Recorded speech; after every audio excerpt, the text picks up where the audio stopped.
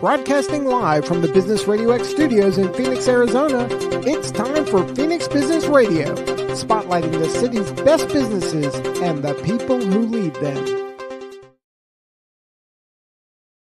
Hello and welcome to Phoenix Business Radio, broadcasting live from the Max 6 Entrepreneurial Center right here in Tempe, Arizona, where we help build businesses and connect you with the right people. And today I am grateful for the introduction from Kendra Maples with Culture Crush Business, because we get to talk to Jennifer Schilke, I did it right, with Summit Group Solutions. Welcome to the studio, Jennifer. Thank you, Karen. I'm so pleased to be here, and thank you for what you do. Oh my gosh, thank you. So we really only had a couple minutes, I think, at the most recent Culture Crush event at Arizona Wilderness. And so I know we just both left saying we've got to get to know each other better.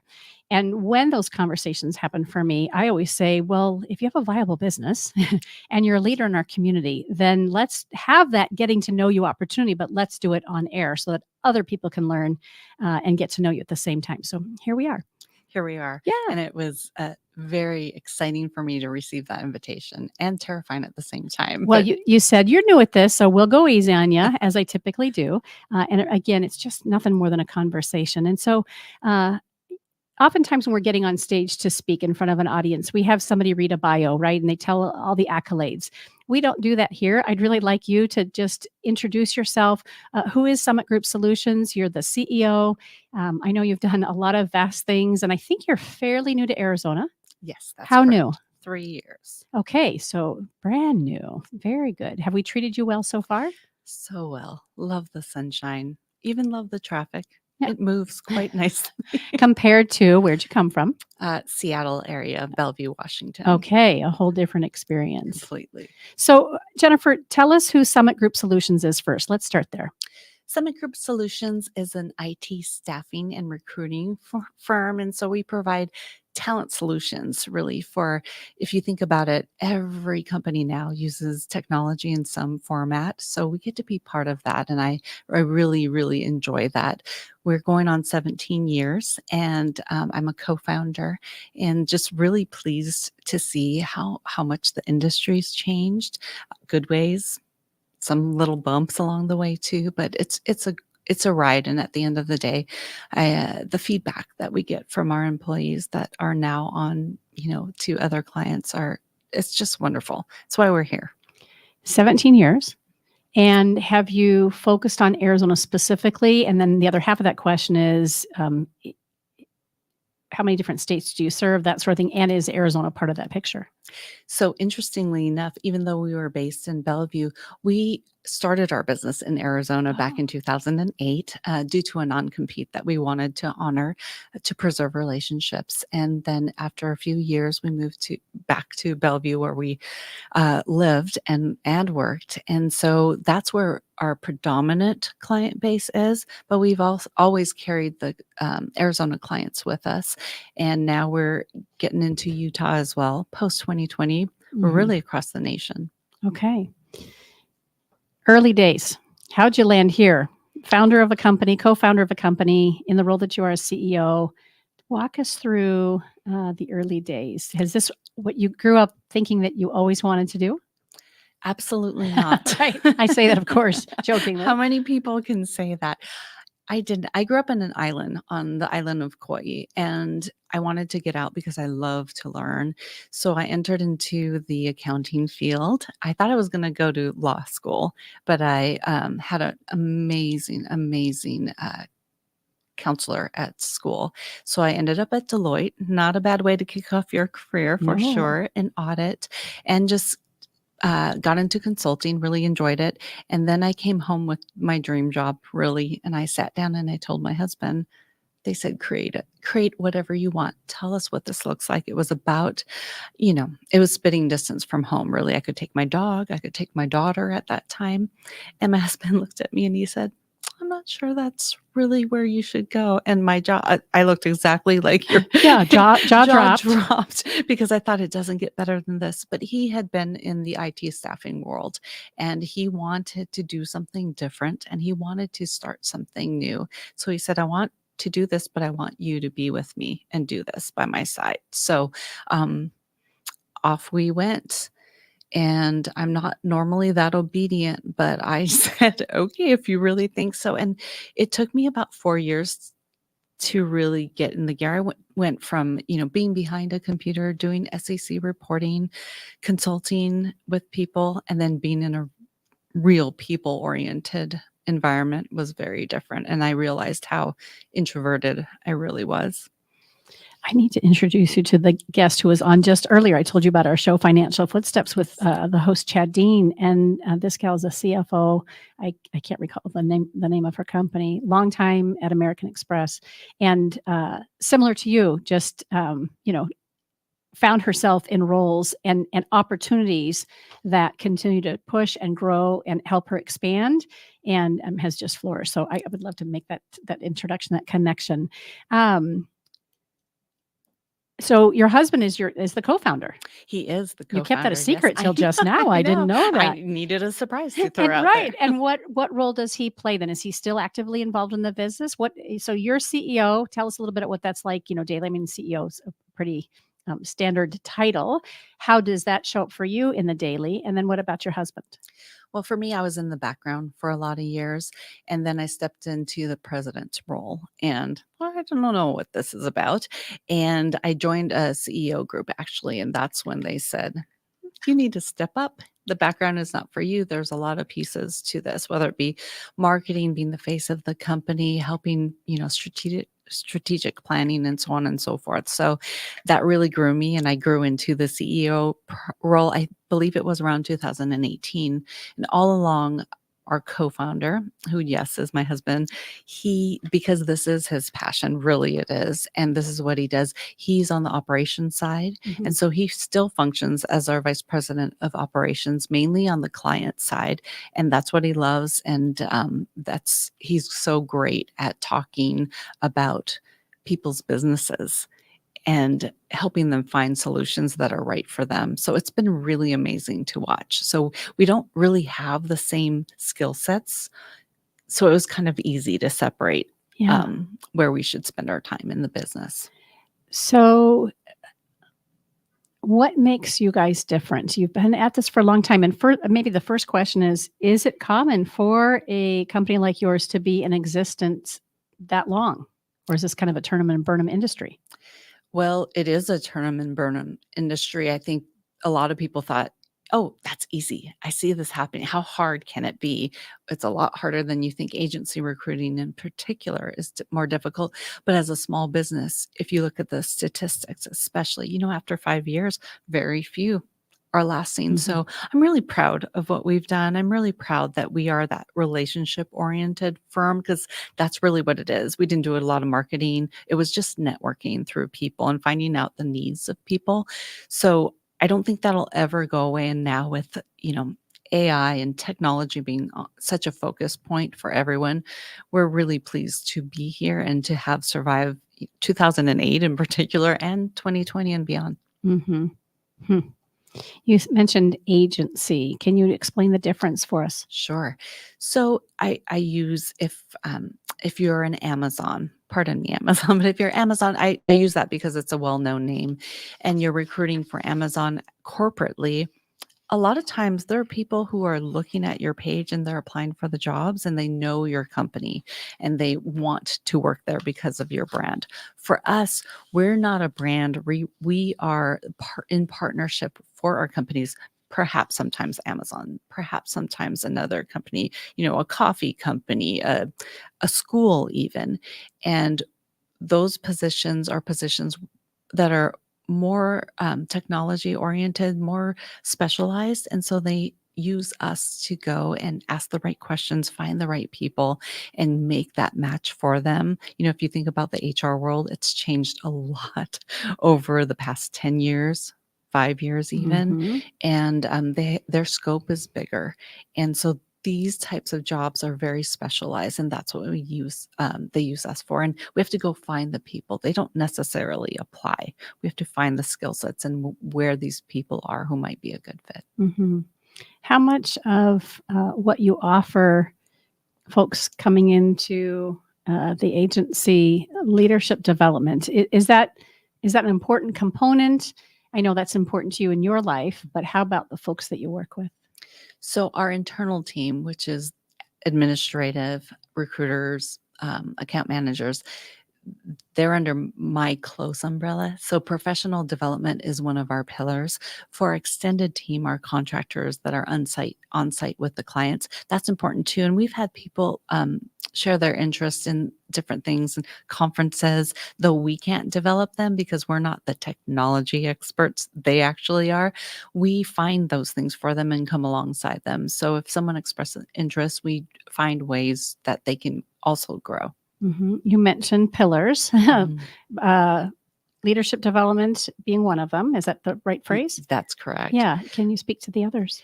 Yes, and I should correct myself. Professional development, hopefully in You leadership. did say professional development. I said leadership. That's why I knew it was something slightly different, but Sure, yes. sure. Our culture is a pillar Mm. for us. Absolutely, our vision, our mission, our values. Really important. That should probably be number one. And then, obviously, since we're a business, operational excellence. Mhm.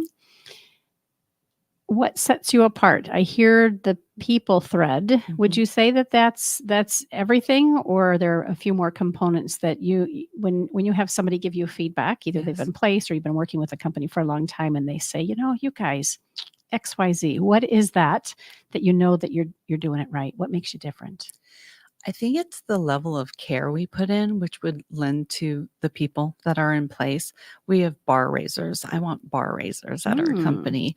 I want people who are invested in other people. Sometimes you have to teach that, and you know that this might not be the field for them, but there has to be an interest in doing better, in giving people what they need, what they want. Sometimes those aren't the same. Mhm. And just that commonality toward our values in particular too, Mhm. I think is really important. So when you have a group of people who are very, very different, but you can agree on some core values, I think you operate in harmony much more.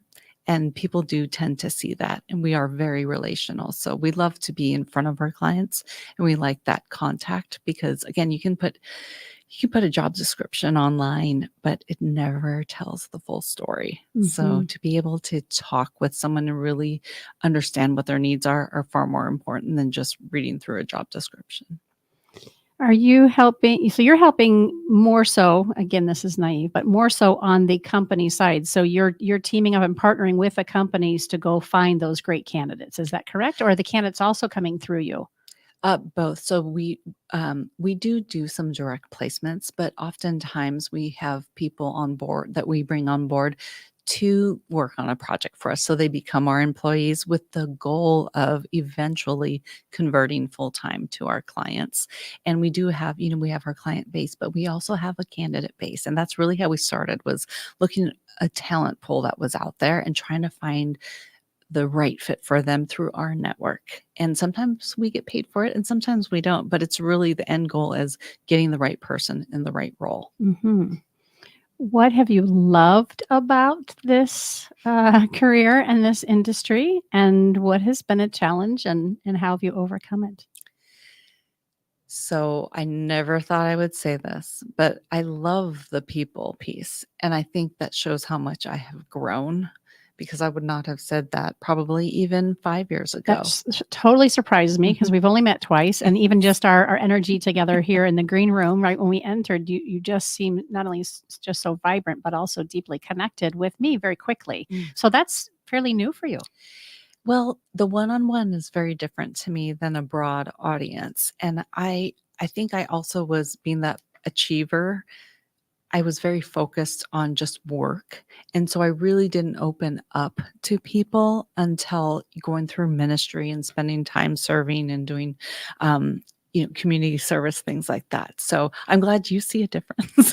That means that I'm on the right track. But that I think that's my challenge and my passion, because it is also exhausting for me. I'll go home, I'll go to a networking event, and I'm done. I am just done, and I have to read something or watch something that doesn't matter at all to just kind of take my mind away and reset and recharge.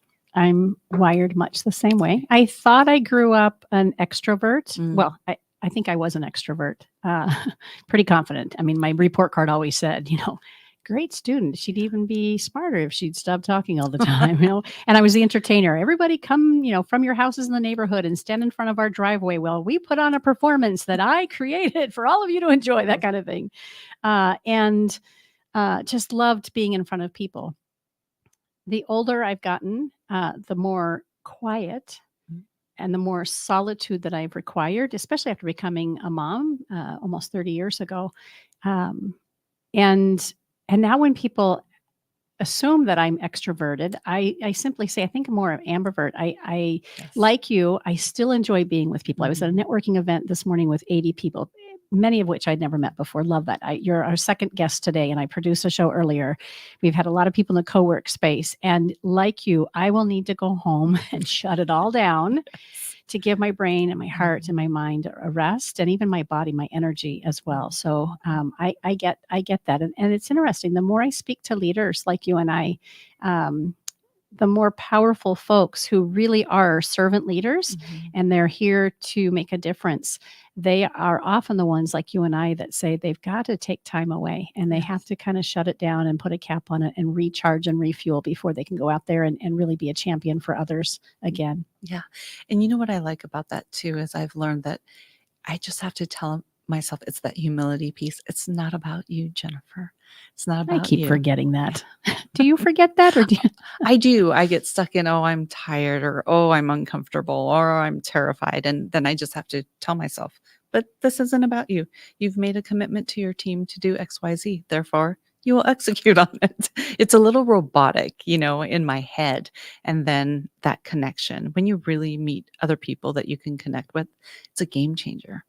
I remember reading something that you shared with us, the difference between kind of the I and the we. Is that what you're speaking to? It is. That is definitely part of it. If I look at myself, there's so many things I could get stuck in, and I really have to take that away and just think of who I'm with and how much farther we can go together and how much better it will be, and how we'll learn from each other. I can do something my way and it might work. Someone can do it another way and it's way more fun. You know, way more fun to get to the end, the other side. So the we is very important, and I think that we also builds that servant heart that you alluded to when you said servant leadership too, because you are thinking outwardly instead of inwardly. We can get all caught up if we just sit inside ourselves. Yeah. You mentioned a mission. Can you talk a little bit about maybe what the transition was for you, or what was the catalyst to say, oh, there's a different way to show up? It was probably coming through serving in ministry and being a part of the CEO group, and then realizing I do have a responsibility here. You don't get to just grab a title and say, this is who I am. You have to show it. And so in redoing our website, actually, that's where I actually had a lot of fun with it. And that's where I stepped in and thought, okay, we really have to think about this. So being the consultant that I am, we did offsites where I threw yellow stickies around and we did fun things, and we talked about who we were, what our mission was, what our values are, and what our vision is. And I think the vision and the values really are what I think of every day, because that makes this matter to me more. And to include your team, that's what I'm assuming. It was your Yes. team involved in that. It certainly Yes. could have been something that you just did with the executive leadership team, but it sounds like a great deal of people were involved in the process. Yeah, it was our whole internal team. And that was very important because I wanted to find common values too. And so if I may, we have a little story with our values. And so it starts with integrity, because it starts with the person walking in the door and knowing that we all have something to give and something to do, a purpose for ourselves. And we have to really think about that. And that's, one of the pillars, the front pillar. And then it's, the dignity by which we do things, integrity, and all of those things are your hard work, your achievement together, the we again. But the other bookend is impact. And so if you think of integrity with the individual, integrity of the individual, and the dignity that they carry, and then the bookend of impact, and realize that each one of us makes an impact every day. every day when we open our eyes and we walk out that door. And that's what's important. That lends to our vision, where it's not about what we have, but what we have to give. It's about what we're doing in our communities. It's about how well we're doing our work, and raising the bar for each other, learning together. That really became our story. And that really made this a lot more meaningful to me, because you can put people in jobs, but that's not it. It's always been more about the relationship. Impact. I would love to have you define impact. I want to do the same thing with dignity, just from your perspective. This is on the spot. And then the first one you said when you first meet Dignity. But even before that, was there another? I may have said something. Oh, yeah. Okay. Let's just go with impact and dignity. How would you define impact if someone were just new to your team? What would you say to them? What is impact for you guys? It's big. It's bigger than you think. It's in every word and action that you do. It's everything you touch. It's not just the work that we do, but it's the people side that we have an impact on. It's whether you smile or you frown. It's very simple things. It's a gesture even. Are you interested in the person? Even if you're not interested in the topic that they're talking about, can you get there outside of yourself? That's the impact. And then when you leave the office, we're not surgeons. We're not changing lives that would, just awe the world. But we are doing little things that do matter. And so for us, it's the impact in our communities. So we have a job, we're contributing to society. What are we doing with that in our own spare time? And, each one of us, we had someone who's really interested in orphans, and she served at an orphanage. And I thought that was so special. My husband does a walk for water. And then as a team, we've done Food Lifeline, where we pack food. It's always a competition for us, though. It's like who can do the most, because then, other people it's farther along on the chain, and other people can do less. And so it's really everything. It's everything. And it's so big, but it's not intimidating, because we don't realize how much we impact in positive and negative ways. But if we're aware of it, then I think we lean more to the positive, and that's important. I love that you've described that, even just the smile or the frown, right? Impact. We're always having impact on somebody, even if it's neutral and unforgettable. And I'd much rather err on the side of, wow, maybe I don't remember her name or when I met her, but I remember feeling this way, or I remember a saying that she said. I'd like to be remembered that way, versus I don't know who you are, or worse yet, wow, she was a real pain in the ass. So I love that you've described it that way. That's life-changing. How about the word dignity? I've heard a couple of different definitions, and I have a couple of friends who've written books around dignity. How would you describe it as it works for you and the people that you work with? For me, it's just honoring each person for who they are when they walk in the door. Each one of us carries a different talent, and probably more importantly, a different background. And that just speaks into how we look at ourselves and how we look at others. So it's really just raising people up to the dignity intended them, and honoring them, being kind, being respectful, and watching the outworkings of that. I have a copy of a book that I'll have to give you. I just looked it up to make sure I had the correct title. Dignity Gap by my friend Bob Faby. Okay. You two would really connect well. And I believe that he gave me a second copy to share with somebody. And it's been a little while. I will make sure that I get that to you. And the way he defines dignity is fascinating. He says it's not something that's earned. We all deserve to feel dignified and have dignity. And oftentimes we've gotten it wrong.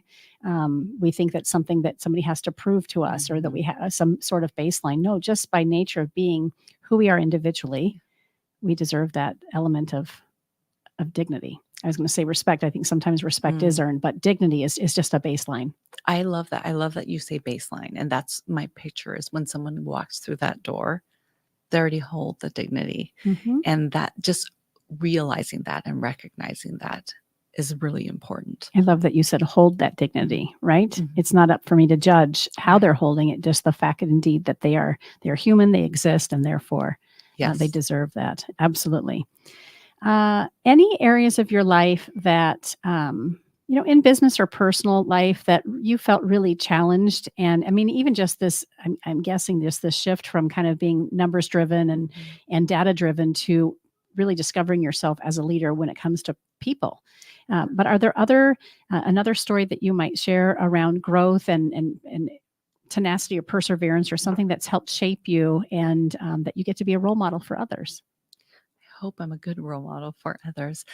I think if I look at who I was as a leader, I mean, even since grade school, I was a leader a lot, but I think it was because I was a bossy bit of goods. Oh, same. Oh, yes. I have one dear friend I went to grade school with, and she still calls me, remember when, and I really was. And that was my survival skill too. I took home life and I transferred it into school and just I just pushed everything out and I pushed myself forward. So I look at leadership in that manner and I watch myself even through college and college leadership. And it was still very much, I faced into everything and I just went. And then there was a transition point, and I believe that's when I stepped into ministry and I didn't know what it was all about. And I kept saying no, and they kept asking me. And finally, I leaned in and it showed me compassion. Mhm. And I think that word, compassion for other people, that was my missing link because I wasn't thinking about other people. I was thinking about problems and solutions and how to get there and telling people what to do and how to get there. I wasn't developing other people, therefore wasn't really developing myself until I really thought about compassion. And I had a high bar because I thought, well, I made it through this, so everyone else should be able to do that too. Why are they, grumbling?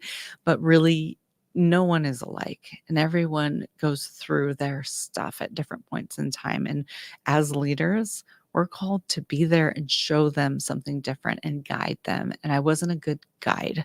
I was a good teller. I was a good anchor, but I wasn't a good guide. So when you have that compassion, for me, changed everything. The interest level of people and really hearing them transformed. Just looking at someone and pausing.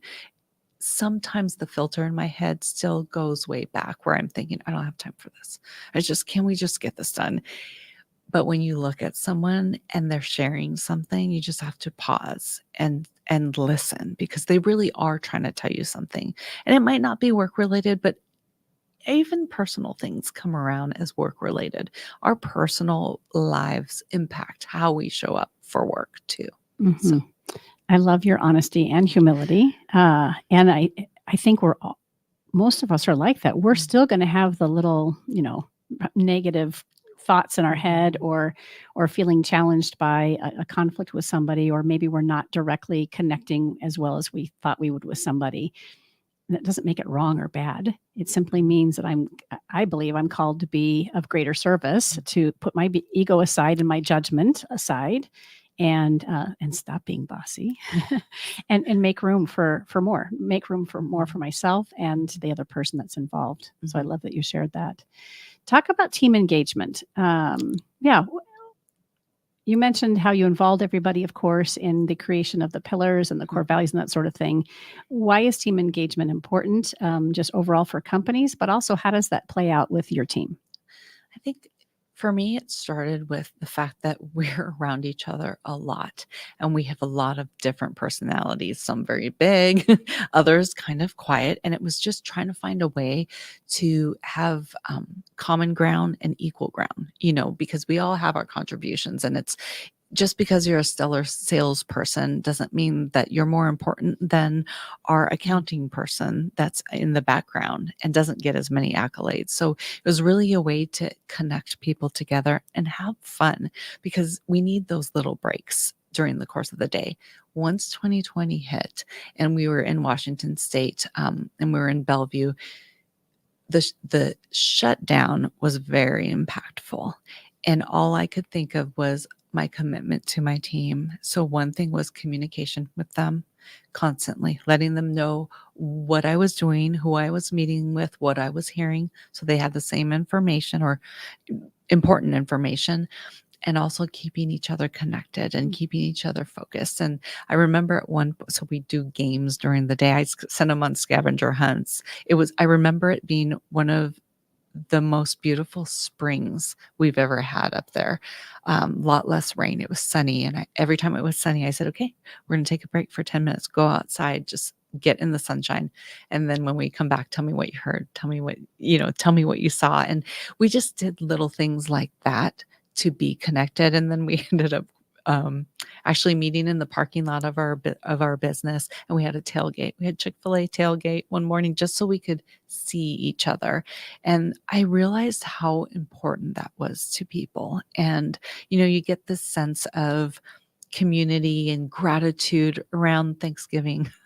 And really, it should be every day all year long. So team engagement is part of showing that gratitude, is part of that connection, and knowing, who needs a little extra coming alongside and who needs a little bit of space. I think that's important. And you don't know that if you're just going through the motions of the day.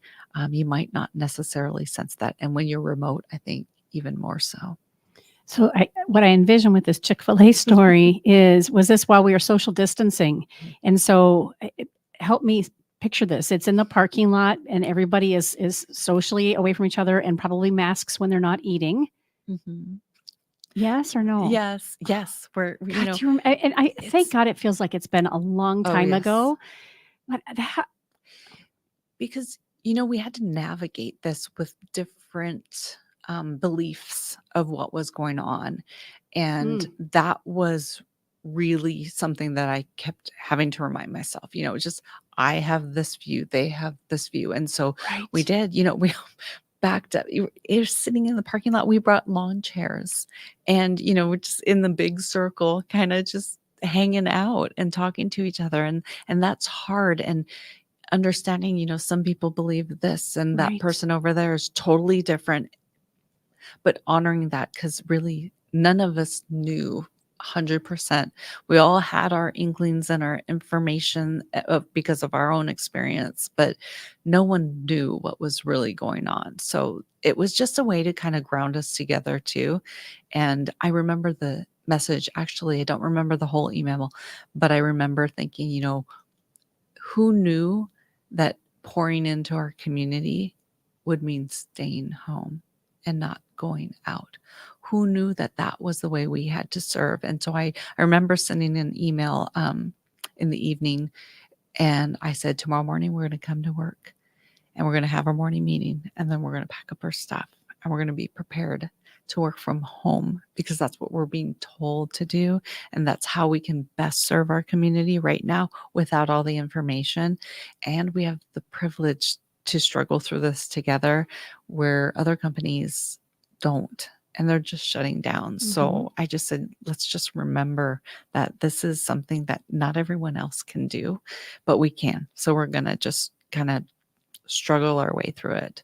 And I think that was important. Well, again, being transparent, showing up as a leader, guiding people, helping them feel safe and comfortable to the degree that you could, honoring the vast approaches and thoughts and beliefs around what we experienced when again, none of us had the answers. I don't know that we still do, but what a time to be in leadership. I remember showing up here to Mac 6, and it used to be a very bustling co-work space. And most, we were shut down for quite some time. I had to go remote, so people were not coming in the studio anymore. My clients who host their own shows were remote, and I sat in here by myself. And many times I just thought, wow, what a different time. Or even showing up, we all remember the grocery store and showing up there and having the shelves empty and thinking, okay, this is impactful for me. And I live a decent life. What is this doing to families and individuals who aren't surrounded by love and faith and have the people that are there for them? So yeah, I'm thrilled we're talking about this today. And I'm also glad we don't talk about this very often anymore on our shows, because we're far enough, I think, away from some of that initial stuff. And then remind me again when you landed in Arizona. Interestingly enough, the fall of 2020 or late September of 2020. So right in Right smack it. My story is a little unique. And my mom had a stroke. She has dementia, and our area was very shut down. So we actually brought her from Hawaii to Washington for better care. It was a really difficult time, and we thought, if we can get her here in this area, how much better it will be. Unfortunately, she passed 2 weeks after we moved down here. So that was difficult, but it was a very hard time, especially dementia. I'm just thinking, this woman, what is she thinking?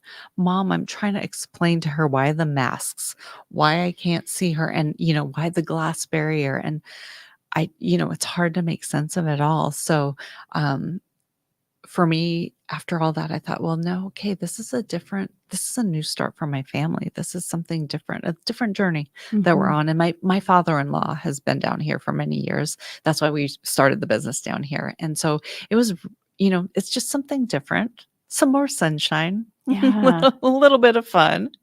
How, if I might ask, thank you for sharing that about your mom. I lost someone very close to me about that same time, my husband. And that was 2019, October 2019. And then 2020, the world shut down. And part of me was like, well, thank goodness everybody else is feeling their own sense of pain. And I say that jokingly, but there really was some relief that it was such a shock and surprise to lose him. And then it was such a shock and surprise to experience what we experienced worldwide. With you having lost your mom, if I may ask, how did you find your way through still showing up as a leader and navigating that grief? Well, you should ask my family.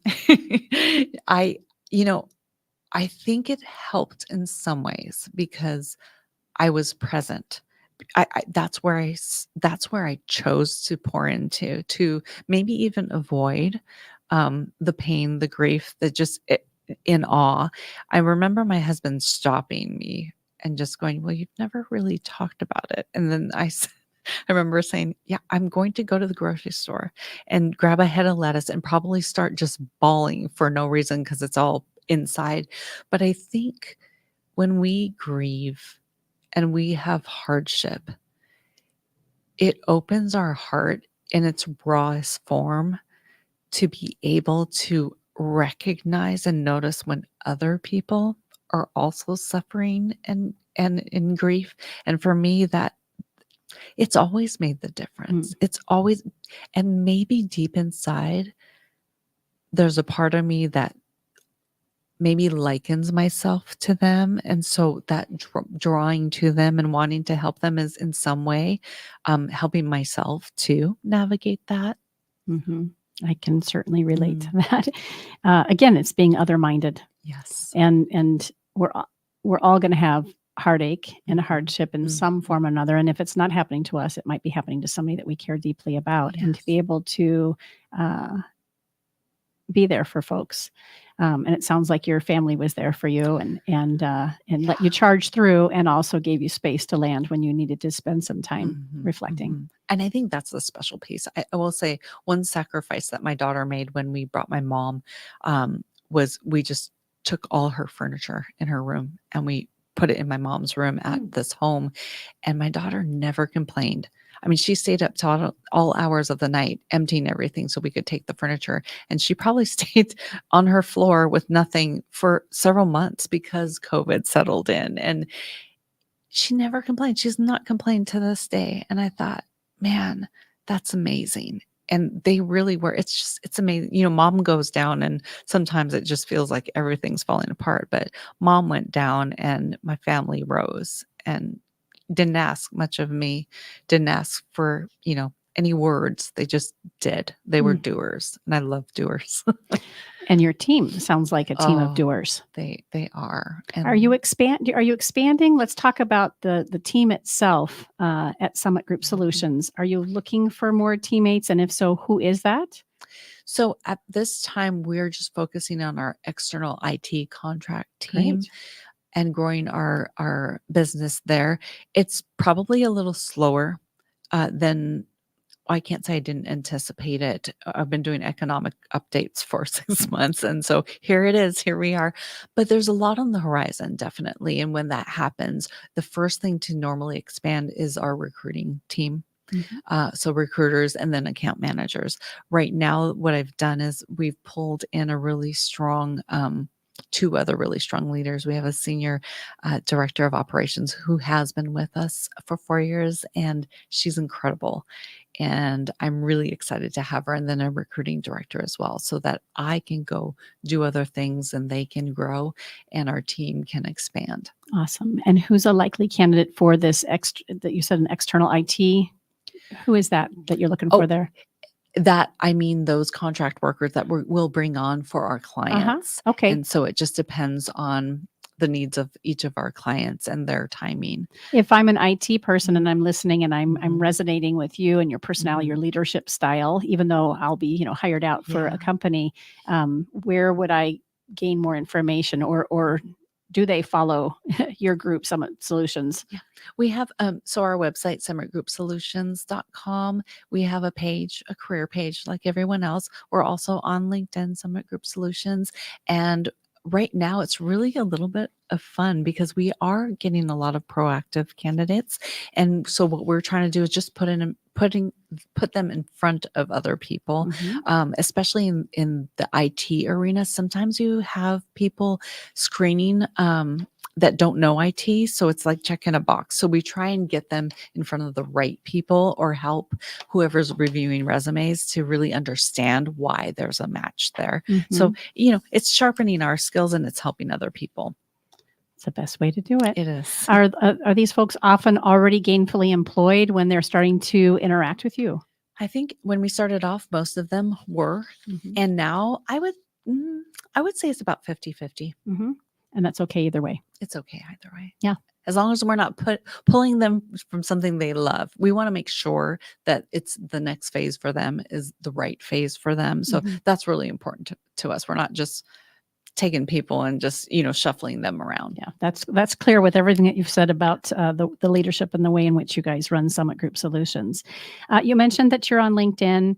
Are you yourself, you have a company page, but you yourself, are you active on LinkedIn? Yes, I'm very proud to say I try. I've made a commitment to my team. I think it was last October that I made that commitment. Might have been a little bit before that. And I updated my profile, and I've really tried at least once a week, but I'm aiming for twice a week. So I try and be active. It's interesting because I feel like that is a bold step for me because I'm a very private person, and it's been actually quite fun meeting other people. So I'm having a good time. I love it. And again, you're surprising me because you seem like an open book, and really appreciative of your vulnerability and your willingness to share and talk about some quite personal things as you've journeyed your way through your career and just life. So thank you for that. Again, tell us the website, and then where's the entry point for businesses and or folks looking to be placed? So summitgroupsolutions.com is our website, and there's a client page there, and there's also a candidate page and about us if you want to read about us and really get to know what we represent. And of course, LinkedIn, we're all on LinkedIn, and any one of us are very happy to meet new people and talk about next steps and next phase. We can't help everyone, but hopefully we can connect them to other people who can. Excellent. Oh my goodness. It's been a joy. I knew I would love this conversation, and I look forward to the next time that we get to connect. So thank you for your time and spending a little bit of your afternoon with us. Thank you, Karen. You've been listening to Phoenix Business Radio, broadcasting live from the Max 6 Entrepreneur Center. Some media lean left, some lean right, and we lean business. Until next time, I'm Karen Nowicki. Thanks for listening.